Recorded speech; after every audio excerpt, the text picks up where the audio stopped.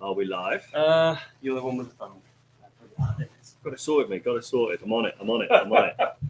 Typically, it's when we got more room, right? Yeah. Always happens. But yeah, I just want to check that we're live. If you're just joining us. I've just seen Brian's post.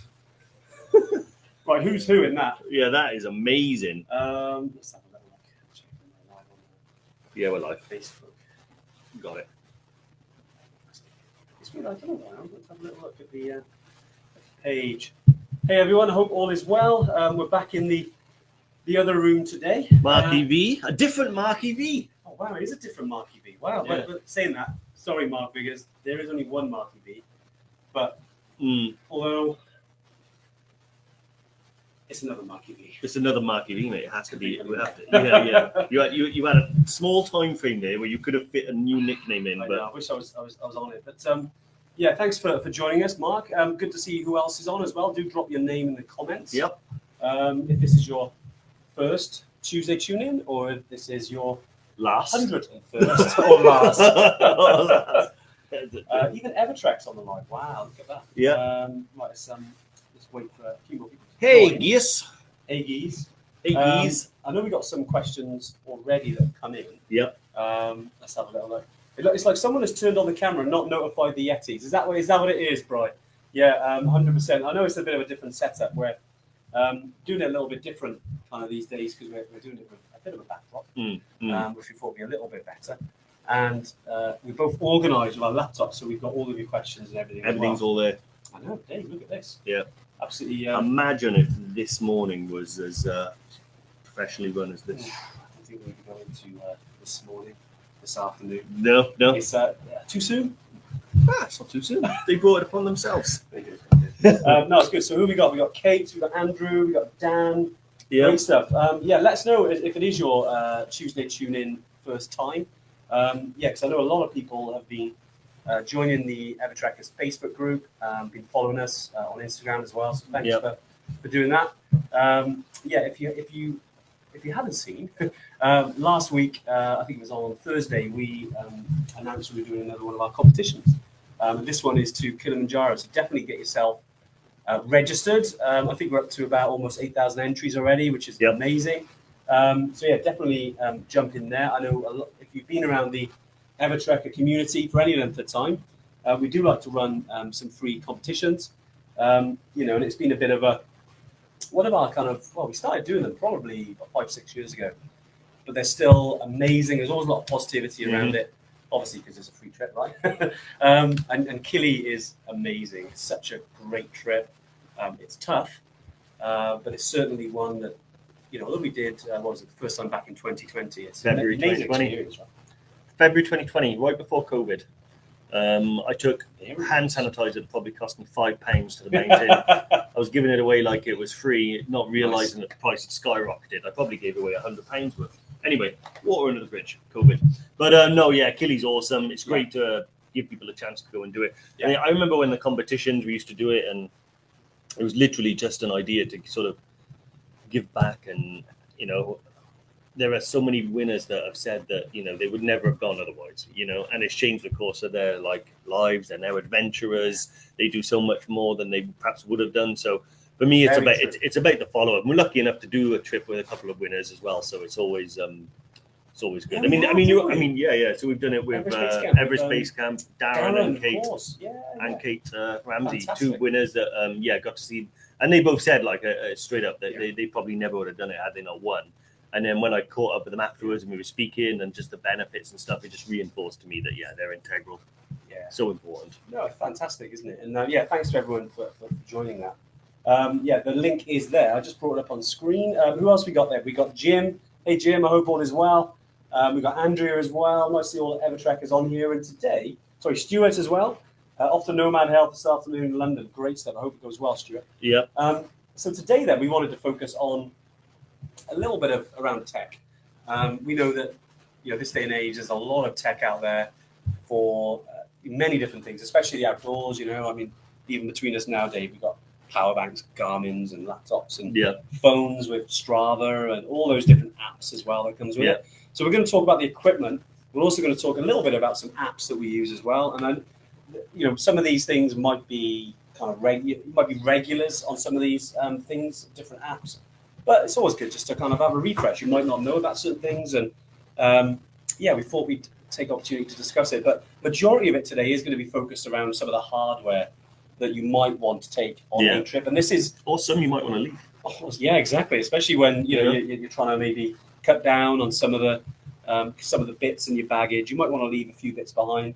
That being said, there are some bits that will make life a little bit easier for you on the trek. Yeah. So we thought we'd discuss that today. Yeah, 100%. Where's your start, Dave? Because I mean, with tech, just to give it a little bit of an intro, you don't really need a lot of it, right? But I know, for instance, I think we had a question, which I think is from Pratesh as well. Hey, Pratesh, I hope all is well. Around kind of charging at tea houses and things like that. Well, we will go into that a bit more. But there's other ways that you can obviously save that through taking things like power banks. Right? Power banks, which is, although it seems quite basic and more than norm now, there's a lot of different power banks. It's been a game changer for you. Yeah, no, 100%. I mean, like tech for me is like we're living in like the modern age where we want to sort of record the things that we do. People record everything on Strava. If it's not on Strava, it didn't happen, is the old adage. So you want kind of proof of your achievements, but also, it's good for training, for monitoring your progress. And then when you're out there, like I do love the idea of like the digital detox. You go out there, you just experience it just for you. But you can have those moments and still record the journey as a whole. Absolutely. There are some days when I'm out there and, I'll see a snow leopard. Instead of taking a picture, I'll say, that's just for me, that one. That's a little moment I'm sharing. Points if you can get the movie. If you can get the movie, that's off. Yeah. Nice. That's very niche. Yeah, it's very niche. I'd like to see if anyone could get that. Though. Yeah, no, let's see who gets it. But then there are, that doesn't mean I don't want to charge my phone. I don't want to charge my headphones. Yeah. Little things that make the difficult journey that little bit easier. And, certainly, having worries about can I power my phone? Yeah. I want to reconnect. Some people are leaving their families behind to go and do it. So it's not as simple as saying, see you in 3 weeks, love, I'm off. 100% power banks will start there, the most obvious bit of tech. And it also answers Pratesh's question. I always bring power banks. Which is a good question. I know it was around power banks, wasn't it? It's a great question. These are the ones that I pretty much use all the time. These are Anchor power banks. They're large capacity. I think they're 26,800 amp hours. Be careful how you say that, Brian. Yeah, no, yeah. Think on one of them, someone did like scratch a W in front of mine, so that was nice. No, these are brilliant. And one of these as well will charge my phone for almost a week. They're really, really good. So I'll probably bring 2 on most trips with me. They do weigh a bit. That's about at least a kilo. But at the same, perhaps even heavier than a kilo, maybe about a kilo. But in your pocket. It's invaluable. And they do fit in your pocket. You can just put that in your pocket. Yeah. It doesn't get included in any, flight weight allowance. Yeah. But it is super good because, I can charge my phone, I can charge my camera, I can charge my headphones, I can charge my watch. Anything that I want to do all of those things that I discussed, like record your journey, map your training, keeping my headphones. It's capturing the memories as well, isn't it? Especially if you've got GoPros and, some people take 3D cameras now. You got those 3D ones. If you've got a lot of camera equipment that you want to charge batteries.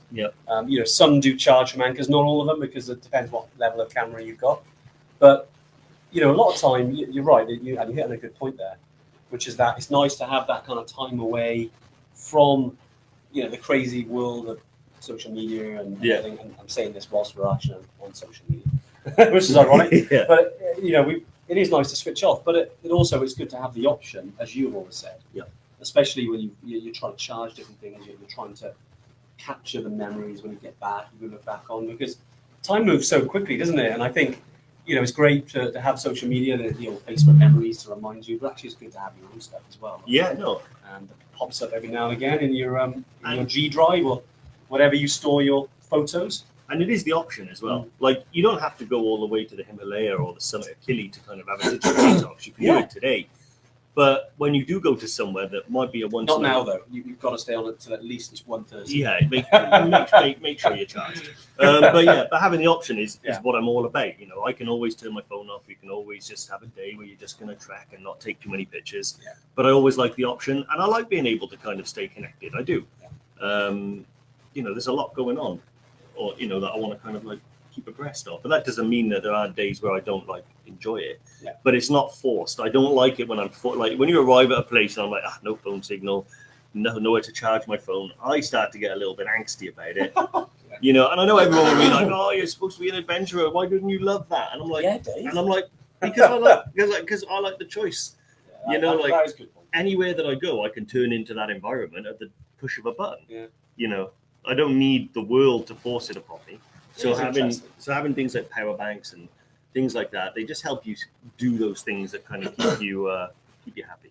Especially as they do power a lot of different things. Like I know I talked about the classics, the GoPros, the cameras. Yeah. But talking about, you know, if you're doing Kili and you're going through night, you can charge your head torch.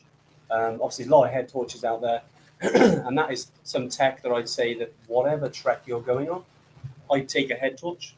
You never know when you'll need it. It might be that there might be some awesome, might be a really starry night, and you want to go and take some nighttime photography. You know, you're walking around in the dark, you need your head torch. You might want to climb and summit Kalapatar on the EVC trip. You need your head torch. Obviously, if you're going on any of our peak trips, then definitely you'd be starting either early or really late, depending on what day it is. Yeah. Because sometimes it's that early that you're the day before, especially on somewhere like Kili or Aconcagua. You know, you're literally hiking through the night, so you need your head torch. And also, it's really good tech as well, where someone to give us a coffee at this. Wow. I feel like I got too many drinks. I didn't get one. Hello? No, I didn't want one. Well, that is service, isn't it? There's also pennies at the door as well. Oh, Penny, I know. She's But, wants another more. But yeah, where was I? Head torch. Head torch, and it's an important piece of kit. Yeah. You know, and if chatting to any mountain guide, and you know, maybe we've got some mountain guides on the chat today, is that they'll always say whatever hike you're going on, you never plan to be in the dark, but actually you might need it, especially if you're hiking through the winter. 100%. There's not much daylight hours.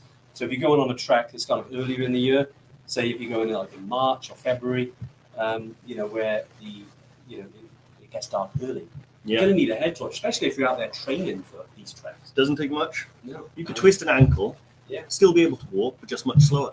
Next thing you know, it's take you 3 hours longer to get back than you thought, and you're coming back in the dark. Exactly. Yeah. You know, it could easily happen. You know, which can be cool coming down the dark, but you do need a torch. Yeah. And also, like things like the Tupcal Refuge, there's no real lights in those bedrooms and things like that. So even in the daytime, if you want to kind of get things ready, it's handy to have. But also, a lot of them have like the red light. So if you press and hold your head torch, it'll turn into a red light, which illuminates where you're going, but doesn't disturb anyone else who's sleeping. It doesn't burn through their eyelids. It's like a very soft light. It is a bit soft, isn't it? Yeah. So good for photographers as well. I actually only learned this last time when I was out in Iceland last year with lots of my photography friends, and they were we were spread out on a beach. We were taking pictures of the northern lights and some of the stars, and I didn't know at this time, and it seems really simple now, is that also that red torch helps for those photographers as well, because if it's normal light, you can't kind of edit that out. You can edit color, obviously red's a color, and you can edit that out. So if someone is in front of you taking photos, as long as they've got the red on, they can obviously see what they're doing. But you can edit that out. It's quite interesting. Nice. Obviously, if anyone is into astrophotography and nighttime photography, it's quite an interesting thing to know. Definitely. Yeah, yeah. Especially if you're a camera nerd. Dave Rimington, not sure about having red lights, Dave. Yeah, no, I mean, depends on the location. Dave will spend many lonely nights in the mountains, or I'll have constant company knocking the door. But no, really, really important. Yeah. Another, actually, you know, talking about cameras as well. One of the things we have talked a lot about. People want to bring their, like, it's not enough to have like just a camera or use your phone. You need to use a camera that's got like a lens like this big. It can photograph the moon. The actual body of the camera is like this big, and it weighs a quarter of a ton. One of the issues is around weight. So getting all that equipment to Lukla. And I was one of our friends, Tembo. He met a one of his fellow, I remember it was on the way back from Kilimanjaro. Yeah. There was the Qatar MotoGP race, and one of his fellow photographer friends was working there. Oh, yeah, I forgot And they about both that. had the same vest on. Yeah. And I remember saying, like, is this some sort of like photographer uniform? And then he informed me that it's a way of getting around like weight restrictions on flights and things. True. You wear one of these vests. They remind me of like fisherman vests or something with They have a all the lot of pockets. pockets. About Um, 14, 15 pockets. Yeah, and this vest itself can weigh like a good few kilos, but it's got lots of pockets to put like lenses, cameras, and they're all kind of secure, so they're not obvious and things like that. And it's a good method as well if you're going like on the look-up flight and you are carrying cameras and things like that, is to keep them on you and all the heavy lenses and things like that, because they will add unnecessary weight to the bag. Also, these lenses, I imagine, are quite expensive. And you don't be throwing around. have you seen the baggage handlers? Most times like throwing them bad boys Exactly. around. So yeah, it's really interesting, and yeah, with regards to weight, you know, part of it does come into it because, you know, we don't want our bags to be like, you know, 30 kilos, but we can certainly, you know, have a little bit extra.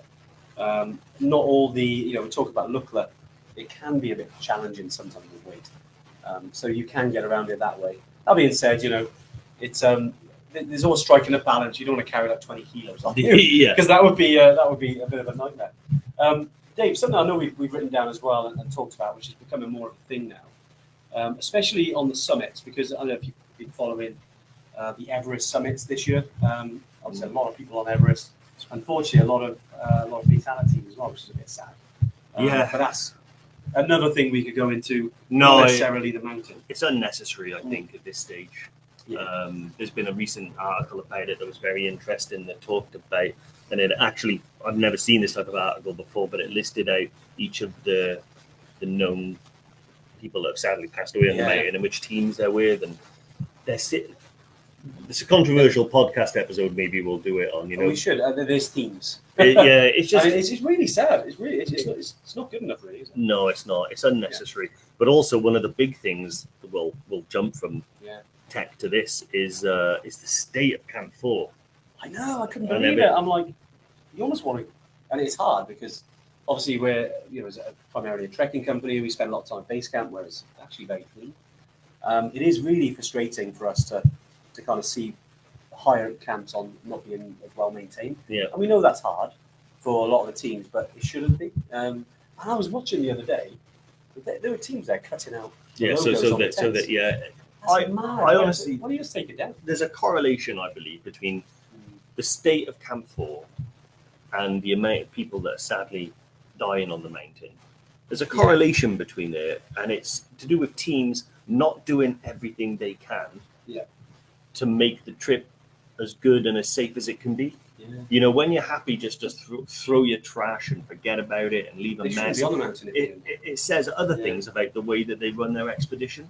And I honestly think that, like, there's a lot of these budget operators out there that are running things on a budget, so they don't have the manpower to do the cleanup, so they just leave their rubbish. If they haven't got the manpower to pick up an oxygen bottle, do you think they're going to have the manpower to pick up a human? You know, and I honestly, like, there's so many, you see all these articles now and famous mountaineers publishing the rescues that they've made from other companies, but they're not rescue teams, they're doing their own climb, so they can't save everybody. Yeah, and fair dues to him. I mean, big shout out is I think Mingma G and his team at Imagine Nepal were really amazing, which is great to see. Excuse me, and we don't want this to be like an operator bashing, but I think because we were talking about just for the live, wasn't it? And I think it's on both of our minds. It is, because Nepal is somewhere that we really care about. I've been a staunch defender when people say, "Oh, isn't Everest a dump?" and you get these armchair experts that haven't been there making these assertions about the place that are incorrect. And I've always been, have you been there? Because it's not that bad. Yeah, exactly. Obviously, there's evidence of humanity there because lots of humans go there every year. They also live not far away. Exactly. Right? Yeah, but people live there. I'm sorry, but it's no worse than any other mountain that I've ever been to. And in fact, there is dedicated cleanup teams there. However, when we've been doing that for a long time to kind of see with a mess higher up, there's no excuse for it really. I mean, it's even there was videos from Sherpas, and you can see one of them saying it's heartbreaking. Isn't it? Well, yeah, because it is a lot of people say like, oh, base camp and how sacred it is. Well, actually, Everest itself is the sacred entity. Yeah. And I think they think it's a bit disrespectful, and I don't blame them. Yeah, But, I know we're going off a tangent. I think it's important to talk about, and as EverTrekkers, we know that, you know, if you're on this, if you listen to this as a podcast, or if you're on the live, you know, you guys care as well, and I think the reason we talk about it is just to make people aware of it. I think. Yeah, it's, no. You know, it's not the way. I mean, I suppose we are slamming some companies, but you know, we won't say names on here. More than happy to chat about it in private. But certainly for us, like we're speaking to our teams in Nepal and making sure that, you know, whatever would happen, we're not getting involved in that, you know, process of leaving rubbish on the mountain. You know, we shouldn't run trips if that's the case. You know, Yeah. we care about the environment. No, exactly. And I think a quick segue into tech. You know, all of these tech things should be used in a sustainable way. I mean, you know, some of the stuff we're using and we're talking about here, you know, lots of it. Some of them, like if you're talking about power bank, great, perfect. You don't need a lot of batteries. The batteries aren't great. Same with head torch. Mm-hmm. You know, if you can get one that is rechargeable. It'll save you a lot of time. You have to, again, use so many batteries. Yeah. And I think the reason we started talking about camps and things like that was the next one, because we talked about GPS trackers. Yeah. Because there's a lot at the moment, especially going to the Everest season, that you can track people. Mm-hmm. It's something we're maybe looking to bring in over the next couple of years, is that we'll be able to track via GPS all of our trips. Yeah. But a lot of people are using them anyway, which is great. And I suppose, especially if you've got family, you've got kids, you know, you've got a husband or a wife that want to keep track of you while you're away.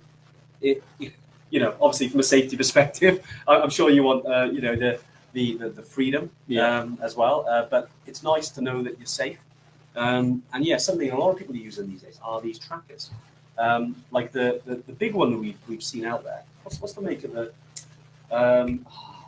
It's just slipped my tongue now. Oh, Jesus Christ!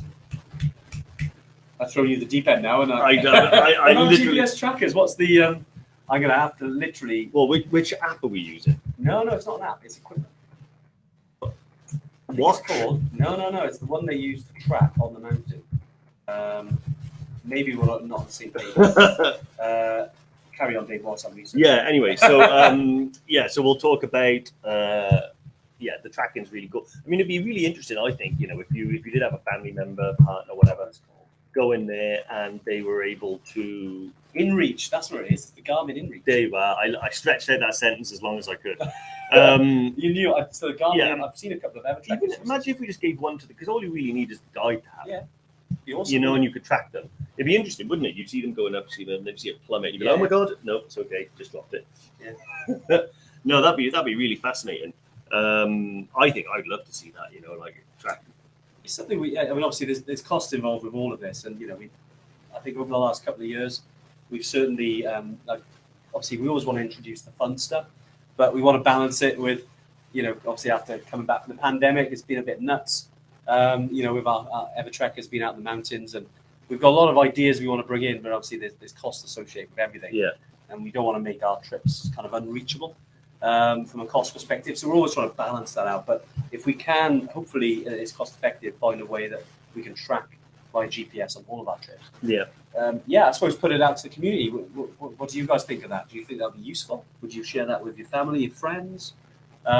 I've seen some people do it on an individual basis using things like the Garmin InReach, that actual, because you can use apps on your phone as well, but this is actually the tracking on the mountains and remote locations. Would that be useful? You know, I think I've heard comments before around it that it might be a bit useful. Yeah, I think I'd love it. One other thing, a little bit of tech as well that we were talking about off the back of, go for it. You know, the mess at Camp 4 and some of the other things. Nice comments as well. Just see, thanks for your comments, guys. And Diane and Andrea and Bri as well. Thanks, guys. And yeah, it's good to see that, you know, the EverTrek guides are out there, and you know, and it doesn't surprise me that they obviously want to look after their mountains. Yeah. Which is great to hear. Thanks for your comments. So one of the is one of these like. Hey, that's good tech. Yeah, these are good tech. It may just look like a standard water bottle. You have to filter in there if you just show you it. can tell by the weight. Yeah. You know, it's like when you hand a soldier a loaded or unloaded weapon. Is that what it is? I can tell. I can tell. Okay, I have got one of the filters in my drawers right there, but anyway, you don't need to see it. It's just a bit of plastic. Yeah. But essentially, it's a bit of plastic that sits about here in your water bottle. Yeah. And filters, you know, what would be unsafe drinking water into safe drinking water. And on Treks, we do provide like different filters that filter a lot of water. Yeah. And we're hoping to roll that out on a lot of other treks as well. But in the meantime, what you can do is buy one of these, whether it's an EverTrek one or any other one. Yeah. These are really, really good to have and actually do a lot for avoiding bringing plastics and things like that around the world with you. There are a few incidences where you have to kind of buy, you know, bottled water. Yeah. But the way I look at it is it's not about perfection. It's about just sort of doing the best you can. Taking one of these, so we know on the Everest Base Camp trip, there's pretty much one day Goric trip where you can't filter water, so you have to buy bottled water. Well, that's an 11-day trek. If 10 days you're using filtered, and then one day you have to buy bottled, that's fine. And hey, if you take the bottle back off with you, you've actually taken something away from the mountain as opposed to, you know, bringing something with you. So yeah, really, really good. Yeah, nice day. It's important. Yeah, not everything is electrical. And when it comes to gadgets, you know, water filters are really important part of trekking in remote locations. Like obviously, like as Dave said, in Nepal, all of our trips they have those water filters, and we're rolling that out across all of our trips. You know, we've been working on that, and again, costs involved with all of this, but we're certainly working towards that goal. It's a big goal of ours, especially since we did the recent crowdfunding. Yeah. To provide all of our teams with water filters. Yeah. You know, and that's the goal we kind of definitely push down. Yeah. So, which is something we're really keen to do, because it's not on all of our trips, because we especially some of the newer ones, especially in South America where the infrastructure isn't there yet. But yeah, you do get normal kind of boiled water, which is fine and is used on a lot of trips, which technically is purification, but it's not using actual filters. Yeah. There's a lot of places that you don't need to buy water because it's boiled and it's ready for you already. But in Nepal, this is kind of the country that uses the actual filters as well. Yeah. Which is pretty cool. Yeah. And talking about kind of tech and things like that, I suppose, moving back into electrics again, because I know it's a question coming about solar chargers. Yeah. Yeah. And I know, and we've seen some really useful ones on trips, especially because at altitude, there's a lot of sun. The UV rays that penetrate, they're quite powerful. Obviously, make sure you use sun cream, but they're great for solar chargers. But there's a big mix out there. Ones aren't very good. Ones are good. I've tried a couple. Yeah. One a long time ago that was a bit of a budget one that didn't really do anything. You had to have it on your back all day, and it would barely charge an old phone. And then there are other ones that claim to be a lot more powerful, but I think it's a good bit of general kit to have if you're into a lot of camping and outdoorsing. You can leave it out all day and maybe get some power out of it.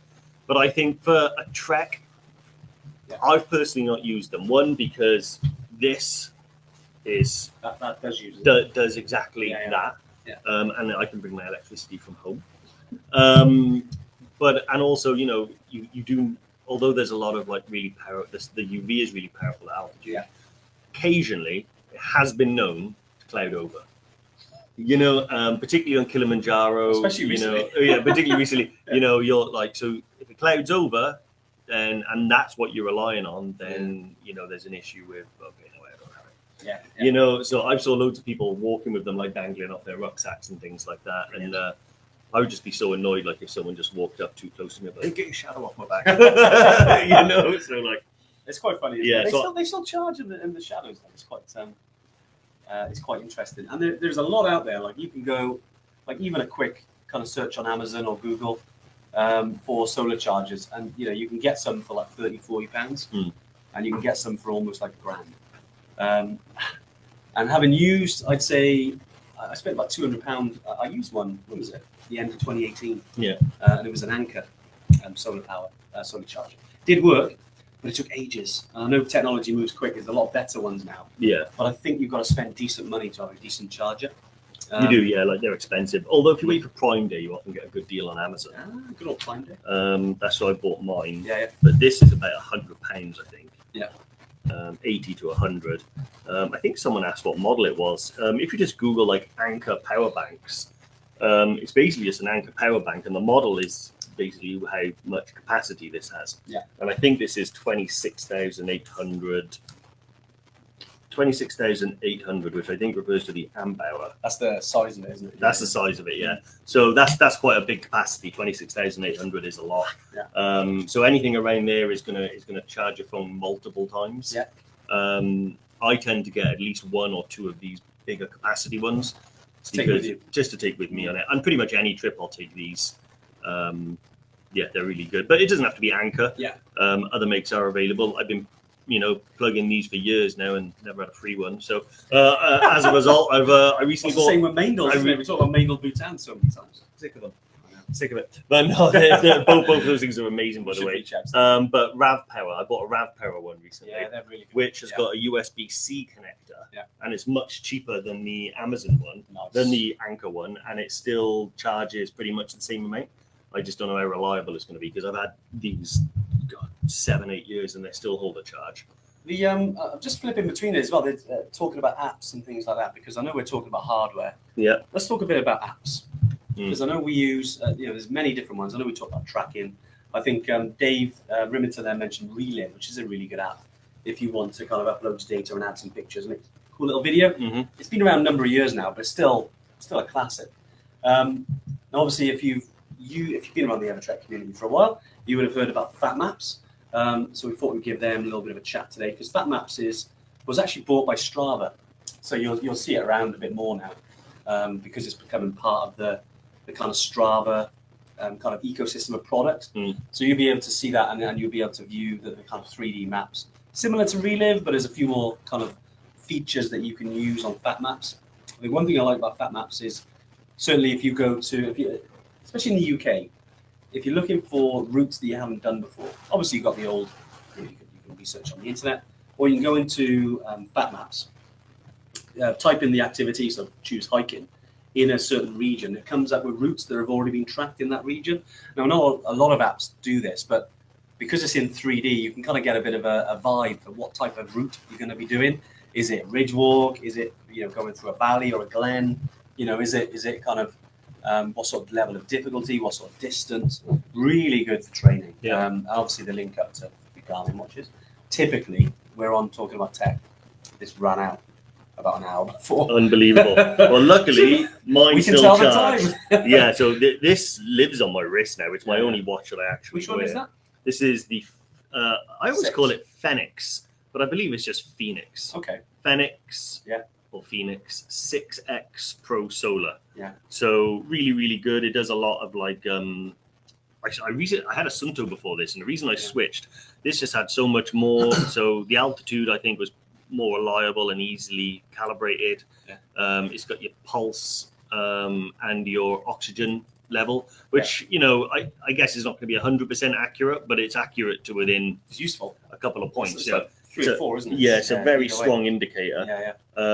It's really, really good, and yeah, they are expensive, but you don't have to buy the 7. This one now, when it was new, was about £800, but it's actually a lot cheaper now, and I still use it. It's brilliant. I don't think I'll replace it until it breaks. And I think they're good as well. If so, I'm just reading some of the comments. Then, always, hey Georgie, how you doing? Yeah, it has been a while. Where you been?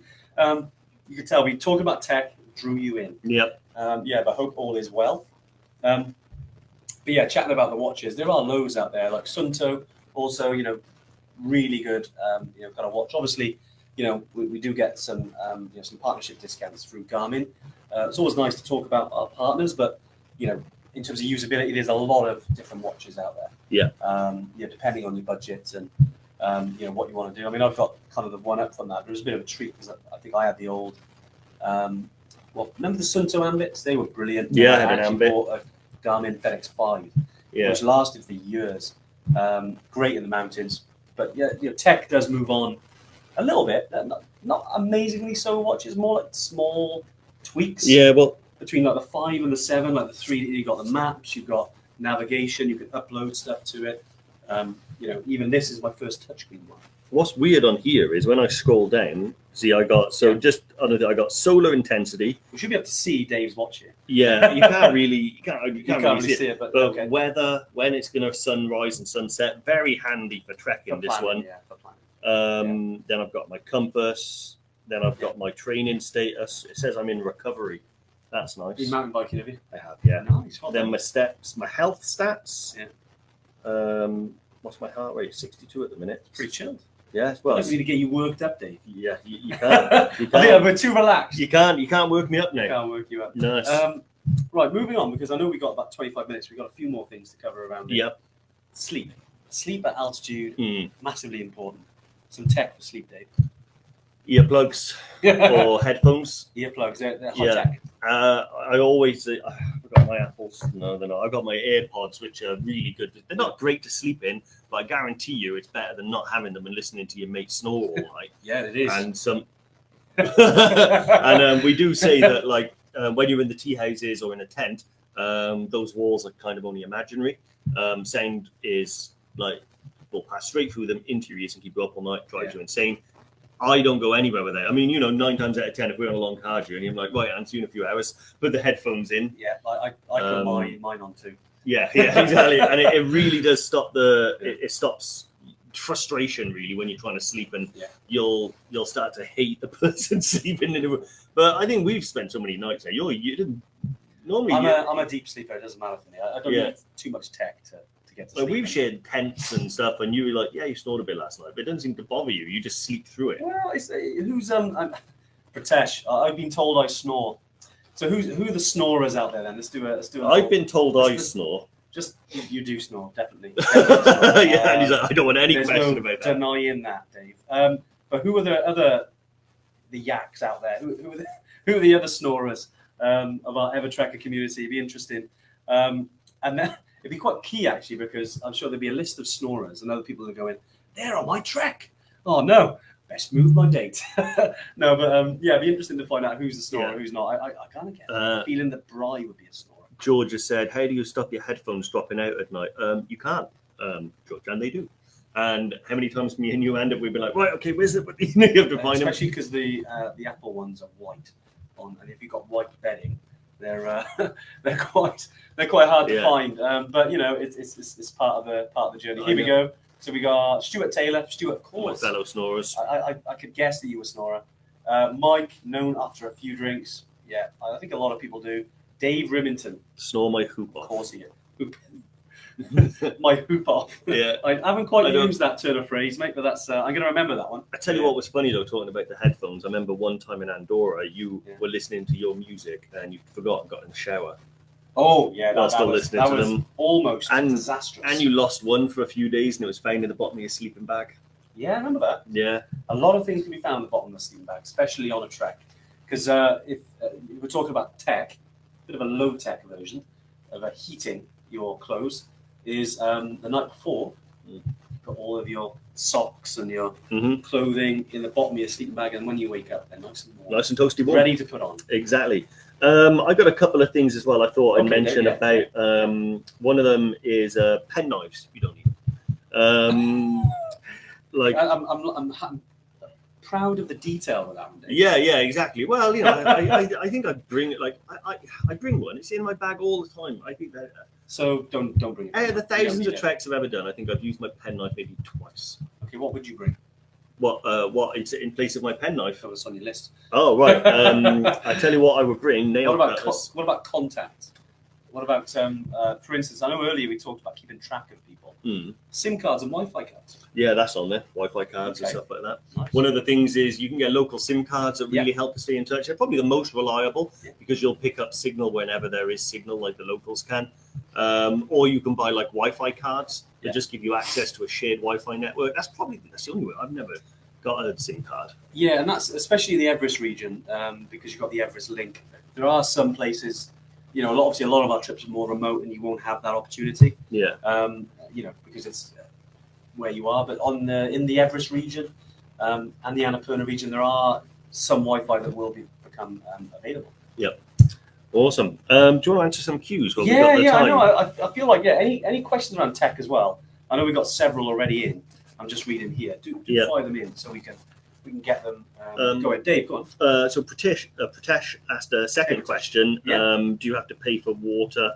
Would it be ideal to carry a water filter or bladder bag? So no, you don't have to pay for the water, but always bring a water bladder with you. It's the best way to carry your water whilst you're trekking. Yeah. I always have a bottle as well. So generally speaking, this will just sit empty in my rucksack. But if I do need it, if I run out of water in my water bladder and I need it, I can fill up from a stream and use that quite easily. It's a big help. I think the one thing with your water bladder is make sure that it doesn't have like a hole in it. Because sometimes you fill up your water and then right at the beginning of the trek, you'll lose like 1.5 liters out the bottom of your bag. Will you? Yeah, remember? It has been known overuse of water bladders does make them leak. Your bags leak like no one else's I've ever known. It's crazy. It's because historically there was a couple of treks. I think I did base camp 3 times within a 6-month period, and I used the same water bladder. I refused to get a new one, but it leaked a lot. It leaked on Jen. It did. When you borrowed her, but honest to God, it's madness. Like the amount of times I've seen you pick up a bag and go, "Oh no!" It's one like I know. Standard. Just half the course, mate. Yeah, half the course. What's the next question then? Next one is Michael. How are you doing, Michael? Yeah. Michael Perryman, hope all is well. Good question. He says, "Hi all, coming with you next year for EBC and Island Peak. I have seen these backpack solar panels. Have you seen them and are they any good?" I suppose, yeah. I mean, we've covered off a little bit about it, and we around solar panels. Hopefully, that's answered your question. But specifically, yeah. I mean, I've used one on my back before. It does take a long time. Like literally, you're talking 20 hours of sunlight to actually work. Mm-hmm. And I do feel just the kind of money to energy ratio. The power banks tend to work better for me. Yeah. I mean, not saying that there are power banks out there that don't work, because they do. Like people, go back to the Everest summit, and people who spend a lot of time at the base camp there, they work perfectly because they're there for like 6 to 8 weeks. Mm-hmm. And at the camps they do help. So certainly, if we're going for weight to power ratio, I think power banks are heavy. Certainly, if you've got a couple of those that power your trip for a couple of weeks, especially in remote locations or you're camping, then yeah, solar chargers could work better. But just do your research, because there's a lot out there. It'd be interesting if any EverTrekkers have used specific ones. It'd be, I've used Anchor solar chargers before. They tend to be the best, or RAV Power, like you said. Yeah. If there's any others out there that people have used and gone, actually, that's worked really well. Yeah, it'd be interesting to hear that. Obviously, because I haven't used them for a while because I tend to lean towards power. Awesome. Pratesh has asked, can we take and use a drone in the Himalayas? No. Not allowed, unfortunately. No. So you need like a permit to fly a drone in the Himalaya, and it's very expensive and almost always denied. Yeah. There's a lot of good safety reasons why you don't want them flying. There's a lot of helicopters zipping back and forth. You might not hear them if it's a bit windy. You might not see them if it's a bit cloudy. And if you shoot your drone up, it can cause a big problem. Yeah. Another thing is if you go into Morocco and they see you with a drone at the airport, they'll take it off you. Yeah, exactly. They're really strict. So strict. A lot of countries are. Machu Picchu, it was the same. And fortunately, on the Tomakea route, you are allowed to use the drone. But as soon as you get to the where you get, it's called the Inca Trail, you're not allowed then. But the first 2 days of the trek, you are actually allowed on Machu Picchu. Yeah. Kili, you're not allowed. Tukal, 100% not allowed. Yeah, Morocco, they got big signs, haven't they, at the airport around drones. I think it's like anti-terrorism stuff. And it's frustrating, isn't it? Because drones and the use of drones are becoming more mainstream. Yeah, definitely. More reachable, and especially some of the DJI Mavic Mini. I've got one of those, the Mini 2, obviously the Mini 3 now. They're really good. Places you can use them like Iceland, a lot of places in Europe you can. But you've got to apply to use it in the Himalayas. Most of the time, it will cost, you're talking thousands of pounds to get the permit. Or if you're doing it on a commercial standpoint. Because we've all seen like NIMS, a lot of companies using them out there. It's because they've got the commercial permits, or they even know someone in the government who type thing. Other than that, you're not allowed them out there anymore, unfortunately. Yeah. But yeah, it's a shame because you would get some cool footage then. Amazing. Good question though. Yeah, I'm going to pick some of these questions up as well. Who is it? I think we got Kate. I think you might have already answered this one. Kate Salayeva. Could you text the model of this power bank on the chat, please? Yeah, check that on the chat, Dave. I think it was the is it the 26800? Yeah, that's it. So, and then Dave, I think there's one for you from Kate as well, which is a really good question around knee supports. Oh wow, knee supports. There it is. So you mentioned once the good knee holder used, especially in the descents. Same situation as me, no issues while ascending, but descending is painful sometimes. Yeah, no, I hate going downhill now. It's weird. When I was a lot younger, I used to love the downhills because it just felt so good. Yeah. Now I hate it. I'd go uphill any day. You love the yeah, the Active 650 neoprene knee support is the one I use. Yeah. I think it's about £20, 25. Yeah. It's just a neoprene like wetsuit kind of material, but it doesn't slip. A lot of I sweat quite a lot, so this is how I ended up with about 50 different knee supports. Funny enough, me and mate Spud were talking about how you just get a collection of them, trying to figure out which ones work. Spud is on the live, by the way. Oh, is he? Sir Edmund Spuddery. Yeah, hey Spud, how you doing, mate? Yeah, still listening. This the neoprene one that I've got, the Active 650. It's really, really good. Doesn't slip. It's not like a mega supportive because I've got one that's like a metal cage, but not strictly necessary or very usable. This one just holds everything nice and tight, and on the way down, it just gives you that extra bit of like support, so it doesn't, just helps a little bit. They're really good, and I've used them for like hiking, skiing, mountain biking. I was going to say running, but I'm not going to lie, haven't done any running. Recently? No, I don't run anymore. I'm sick of it. Well, and your knees, mate. Your knees, definitely. Yeah, it doesn't work anymore. I'm going to bring this in from Bri as well because I think it might seem simple, but I've heard of this and I've seen this. There are some bags now, certainly Osprey, cottoned onto it, and they built actually the like as Bri's put it, I put pipe lagging around the tube of the bladder to stop pipe freezing, which is a good point because it nearly always does. If you ever got a water bladder and you climb Kalapatar, if you've been on Tube Cal, Kili, Everest Base Camp, those tubes do freeze, and it's a good point. If you do pipe lagging around it, would work. A lot of bags do. Some of the high end ones now, they do have a bit of an insulation. My ski bag does. Yeah, well, really good. I've seen Osprey do a bladder now that's the actual bladder itself is insulated in a reflective sleeve, so it holds temperature in there. Interesting. And then it's got like the silver. So it just goes around the tube all the way down. So it's the whole unit is really good. Nice. Yeah. Tell you what else I saw as well, talking about Osprey bladders, is you can get I think it's a life straw that actually connects on the tube. I've seen that. Yeah, so as you're drinking, it goes through the filter. So you could just fill up your whole bladder. Like you're going to have to bench test it. Yeah, so you could fill like 3 liters of water in your bladder and then drink it through the thing. Very, very interesting. We'll have a little look. Michael Perryman again. Hey, Michael. Can you buy suites in the overnight lodges? Some of them do, yeah.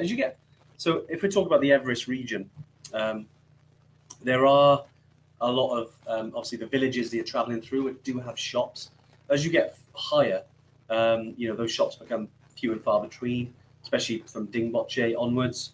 There is like a bakery in Lobuche, which I would say is your last stall. But most of the lodges and tea houses do sell them privately. They just get more expensive as you go up. Yeah. So, excuse me, I would buy them probably lower down. They're probably about half the price they are. Obviously, you've got to take them, or you could buy them here in the UK. Obviously, it does add up to the baggage. But you could buy them in Namche. They tend to be pretty cheap there. Yeah. Because there's a lot of them, so a little bit cheaper. And you often get some strange little treats as well if you go into Namche. Yeah. Me and John were there once looking for snacks, and I found wasabi coated cuttlefish. Wow! Didn't buy them. Where was this? In Namche. In Namche. And hygienic meat. Clean was it? I think it was jerky. Okay. And weirdly, it put me off. Hygienic. If you have to, that's not a description of meat you want to eat, right? That's what. Well, you think it is, and it also isn't. Yeah. I don't want to have to be told that the meat I'm buying to eat is hygienic. I know. If you do, it just makes me more suspicious. So yeah, me and John were both like, do we get the hygienic meat and wasabi coated cuttlefish? I would go for the hygienic. Just give it a whirl. Yeah, I do regret the wasabi coated cuttlefish because I reckon it was like a whole cuttlefish just dipped in wasabi. Yeah. It was like little like balls of it. Yeah. I think Diane's put on there as well, just around no vegan snacks though. Yeah, exactly. It is a bit limited in the mountains, especially in the Everest Base Camp trek, in terms of what's available. There's the classics like Snickers bars, Mars, Oreos. They're vegan. Are they? Yeah. Oh, right. I didn't. Yeah, they are somewhere, aren't they? If they are, Diane will know. If anyone knows, Diane knows. I'm going with Oreos. Vegan, I'm going Diane? with it. I'm going with it. A vegan told me that Oreos are vegan, Okay. unless he was lying to me because he wanted Oreos. There we go. If you like Oreos, Yeah. A bit of a check that first. But yeah, there are limited snacks up there. So something we do say around if you go to high altitude, and not talking about Everest, just Everest here. We're talking about Kili, Toubkal, Island Peak, Mera Peak, Aconcagua, wherever you're going, do take your own snacks as well. I always find, just from a mental positivity standpoint, it's good to have something from home sometimes. That little bit of a treat. Yeah. And even if that's a snack, and sometimes I do take, for me, I take some Kendall mint cake, or I take some Haribo, or I take something that, Jelly babies. yeah, just something that'll perk me up if I'm feeling a little bit down. Hygienic meat. I'm gonna search to see if we can find any hygienic meat. I think it was like a jerky, but yeah, Okay. hygienic meat. Dave Remington as well. Give a good shout out to EverTrek. Speaking of the bushcraft show at the weekend, Nice. Leah's Everest managed to get several people to enter the Kili competition. Thanks, Dave. Always good, mate. And I hope it went well for Leah. I know talking about those things can be a little bit nerve-wracking, but I hope she did okay. And thanks for talking about us, mate. It's always good to hear. Yeah. People talk about EverTrek. So thanks very much. Oreos are vegan, Really? but they're just not gluten free. So it's not like a catch-all snack. Yeah. Especially Especially just the vegans. just the vegans. Just the vegans. Mike Wilkinson, if I borrow a sleeping bag, is it best to bring a liner? Yeah. Yes, it is, Mike. Good question, I think the sleeping bags, you don't run them through the washing machine or anything like that. You try and keep them as clean as possible, but someone else has used it before you. If you borrow it as it's close to the end of its life, certainly a liner will help you relax. Yeah, and I've never used one. I've used quite a lot. There's many different liners out there. You've got silk liners, you've got other materials, obviously depending on the price. But yeah, it does give you that bit of that kind of separation between you and something that you're hiring. Because as Dave said, these are cleaned, but they're not all of the same quality. They're broad range because they're higher equipment. It's something like a liner just gives you a little bit. It does have hygienic meat. Talking about hygiene doesn't make you feel a little bit cleaner, even though you're in the mountains. No, I'm not talking about. I wouldn't know you were gonna go. I wasn't going there. I was like, yeah. So hygienic meat. I gotta stop. I can't get out of your mind now. No, I'm just trying to be professional and not say the We never funny. get. Never funny let joke. professionalism get in the way. Yeah, no, I had a really good joke there about hygienic meat and used sleeping bags, but I'm not going to do it. It's watershed, mate. It's still. I'm not going to do it. I'm going to be the bigger man. But yeah, no. They add a lot of warmth as well, don't they? So particularly the silk ones and things like that. So if you want to use one, I'm still thinking about it. If you want to use one, it makes a big difference in terms of if you run cold. Yeah, exactly. Yeah. George makes a good point as well. George Parkin, I'm sure the Sawyer's water filter fits in line as well. Yeah, because I think you talked about the filter that fits onto the bladder. Mm-hmm. The Sawyer ones also fit onto them as well. Yeah, you just squeeze it on. Yeah, it's really good, isn't it? Yeah. And it's good to hear EverTrekkers kind of trialing this stuff because, obviously we use stuff in the mountains all the time, but it's good to see these things that get released because technology moves on all the time. Yeah. And it is always interesting. I'm just reading some of the other comments as well. Amy Theakston, how you doing? Aptly named Trek protein bars, gluten-free and vegan-friendly. Yeah, they are. They're actually my favourites. They're good. They are really good. The Trek protein bar is actually my favourite. And Ron Seal, isn't it? Does what it says on the tin. They do I think there's like a red berry or a mixed berry one. Yeah. They're my absolute favourite there. They're really tasty as well. They are good. A lot of those energy/protein bars, as soon as you take a bite out of them, aren't they? yeah, and it's like eating bits of dried puzzle pieces. But like, Wow. but these they're actually not too bad. Brilliant. You won't find them in Namche, certainly not. But No. that's a bring with you item. That Yeah, there's lots to bring with you ones. And what's on the subject then? I know we've seen Andrew there, jelly babies, maybe Trek bars. I know what Diane's answer would be to this one, having trekked with her a few times. Walter Worms. Walter Worms. What snacks would you bring? I know we're moving away from tech, but we're coming on to snacks now. Typically, we always get onto other things, don't we? It's because this takes place at lunch. That's true. We don't eat lunch before we do this. No, same here. 100%. Dave Remington needs some EverTrek energy bars. That's a good one. Yeah. The dextrose tablets, really good. I always have some of them. They're really good. Yeah, if you're having a dip. Yeah, if no, you're having a really dip, good. I remember once trekking back from Everest Base Camp, and we were descending with, I think this was back in April 2019. I remember the American team were there with us as well. Yeah. They stayed at base camp, and literally, it was a hot day. I think it was just a long way. Wanted to get back to Namche, to chill and have a beer, celebrate after reaching Everest Base Camp. So I had one of those energy gels, and then for some reason, I remember Max and Tom were on the way. They were probably a half hour ahead of me. I thought a couple of friends and EverTrekkers as well. And I thought, right, I'm going to jog, catch them up. And I've never run at altitude, but that energy gel, I ran at altitude. Yeah. And it actually felt all right. Obviously, from the climate side. And I caught up with it. No, I remember it. Yeah. As I got to Namche, massive downpour. Never seen rain like it.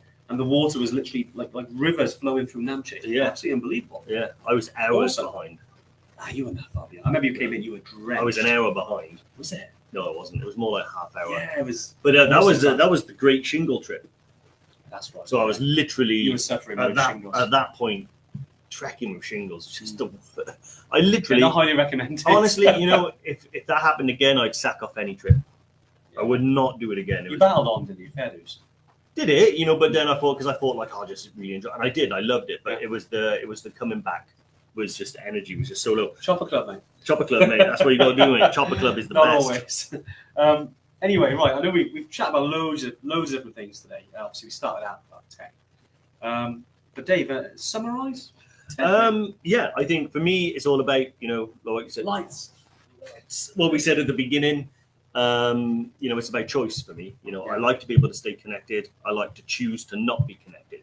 I like to record my trips, and I like to be able to look back on some of the memories that I've had. Yeah. That's not just photographs. Sometimes that's looking back on Strava, and it's also very useful because we get a lot of questions, and I know everybody does, like, oh, what was the hardest day? How far did you walk each day? Yeah. And, some people, they love data. So having that there is really handy to share with your friends, share with customers, if you like myself. And, tech gives you choice. And I like choice. Yeah, I like that. Yeah, tech gives you choice. And it's true. There's so many gadgets, gizmos, there's loads of different stuff out there. You don't need them. But they can assist you in useful ways. Yeah. Like you said, they capture memories, providing a bit more overview, especially around like the navigation side of it, and visualization of where you're going to go, especially on your training trips. Like if you're out in the mountains, and as Ramesh now, Spud, who was on the live here, he's been out hiking this weekend, and I'm sure, and I know he uses a lot of Garmin tools. He likes to see it on Strava. I know because I give him kudos. And it's nice to kind of look back on, and you can track what you've done and your training. And we know that, if it's not on Strava, it didn't happen. We know, obviously you can do stuff it's not on Strava. Yeah, it just didn't happen.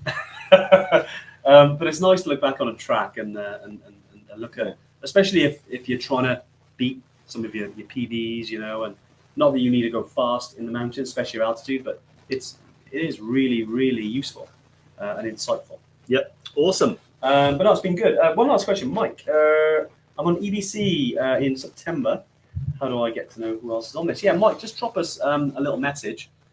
We can kind of give you an overview who's on there, but obviously we can't give the details. But the best thing, Mike, that we find for groups is that you can actually, if you post in the High Altitude Facebook group, obviously you're on Facebook here, post that you're going on that day, you want to kind of meet who's on there, or you might come on one of our training weekends, because we've still got some spaces on the August and October training weekends. Yep. There's only a couple of places left, I believe, on the August one.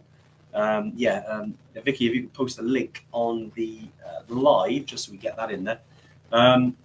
Jump on there, because you might meet other EverTrekkers on your group as well. We normally have about 20 people on But I posted in the group because you're getting lots of people say, yeah, I'm going. You might be able to meet up with them before. We've had loads of EverTrekkers do this. Friendships, even relationships have started from Marriage. That's right. One of our EverTrekkers Met on a training weekend, Met on a training went on a weekend. trek together, married when they got back. Absolutely awesome. Not saying that's going to happen, Mike, but Yeah, you never know. you mate. might You never already know. be married, but no, just how it can happen. But yeah, it's always good, and obviously we'd love to give you all that information, but these days we've got to be a little bit secure with telling who's on what trips. Unfortunately, GDPR and all that stuff. But yeah, if you do that, you can find out yourself. But, sorry, Mike, I want to finish on that one. Right, I hope it's been useful today. I know we're doing our little kind of weird setup. Dave, you've got, who's that again? This is Pickle Rick. Pickle Rick. So is that like your avatar for today? Pretty much, And yeah. this is the way. Mando. I'll be Mando. Who's always positive nod. No, that's the negative one. You always have the negative one. Positive nod. Yeah. Anyway, thanks for joining us. I hope it's been useful. I know we chat about many different things, not just tech. But yeah, we'll be back next week and have an awesome week wherever you're up to. Awesome. Take care, guys. Bye. See ya.